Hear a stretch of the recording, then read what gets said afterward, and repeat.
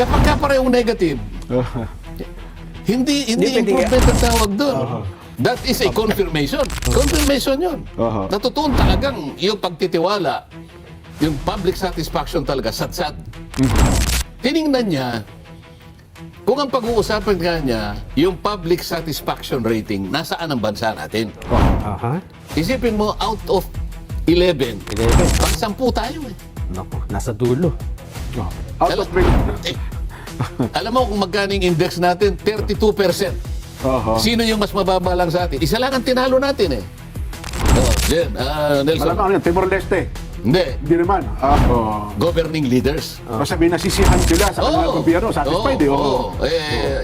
Yung ating leader ata ngayon, negative... Negative 13 po doon nakaraan. Matatagal sa Timor-Leste, makakala mo. Public satisfaction ang pinag-uusapan. Public satisfaction. Pag public satisfaction, yung pagtingin ng mamamayan sa kanyang governing leaders.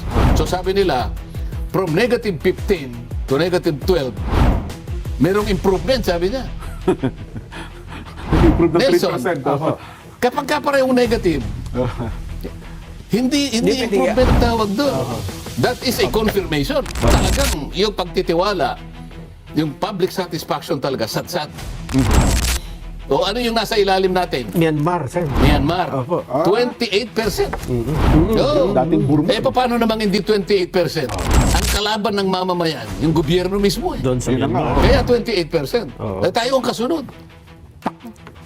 Mabigat. Sino yung pinakamataas? Alam mo na Nelson to eh. Singapore, Magkano? 75. Okay, bakit tayo nagkaganon? Ang unang malagay ang bansa natin doon sa kondisyon ng stagflation. 1970s yun, Nelson. 1970s. Kasi dahil sa oil crisis, wala naman tayong langis talaga eh. Yung unang tumama sa ating oil crisis, nagkanda balentuang ang ano natin eh. Lahat ng bang ekonomiya. Mahirap talaga. Ngayon, nagkaroon din tayo ng krisis sa ano, pero hindi lamang yun eh. Kasi kung titingnan mo, bakit ang Vietnam? Ang Vietnam, tayo 2.8% ang GDP natin. Alam ba ninyo yung average na taya ng pagtaas ng ekonomiya sa buong Asia ngayon? 3%. Kasi mahirap talaga kalagayan. Pero ang Vietnam, kahit na ang average is 3%, nagsusumigasig pa rin na makuha nila ang 7%. Pareho tayong tinamaan ng oil crisis. Yung oil shocks, yung price shocks na sinasabi. Di ba? External and price shocks. Lahat tayo.